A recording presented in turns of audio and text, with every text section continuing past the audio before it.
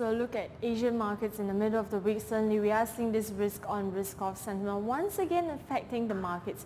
At the start of this week, we have post-election results in Germany and also New Zealand sinking respective currencies over there.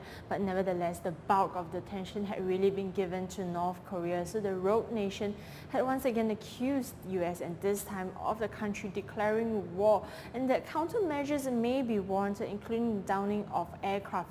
That itself had actually heightened the risk-off sentiment for markets, with havens demand on the rise, and on the other hand, the riskier equity markets, including the US markets, S&P 500, Dow Jones down 0.2% on a week-to-date basis as of Tuesday's close.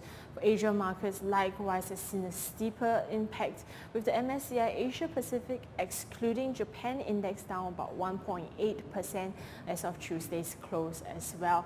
But nevertheless, we did hear from the US stating that there could be devastating military actions taken and slapping additional US sanctions upon North Korea, but the officials themselves had noted that North Korea had not shown any unusual activities that itself had actually given rise to receding risk sentiment. So into Wednesday here, we are seeing quite a bit of mixed action for markets.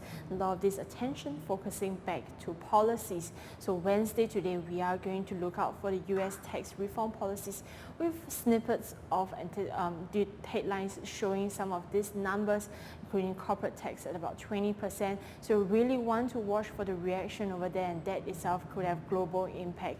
But moving into the end of this week, what are some of the key items to look out for? I'm just going to highlight a few of them. So I do think that the focus in the US, it certainly seems to be heightening. Into the end of this week, we have some data to look out for as well.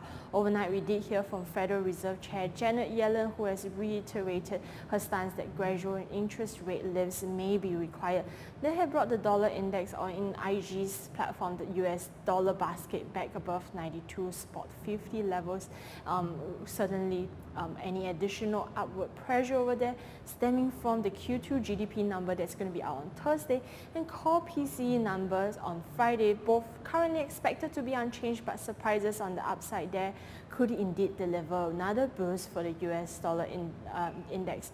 Do I upward pressure to the 94 level, but at the support we do have 92.50 and of course 91.30 levels. And another thing, of course, is really for Asian markets. So we do know that into the end of this week we have some of the early Chinese data for September that it's going to be due, as the current market median consensus points to the both Caixin manufacturing PMI and official numbers are expected to show 91.5 number, which will both be moderation. So do look out for the Caixin PMI number that's going to be out during trading hours on Friday. Certainly one that could set the expectations for growth conditions into the October month. And also we do know that a lot of this attention will be focused on China, especially with the market due to close for the Golden Week holiday. So do look out for these items that is coming up, and of course for today, focus on the tax reform plan revelation.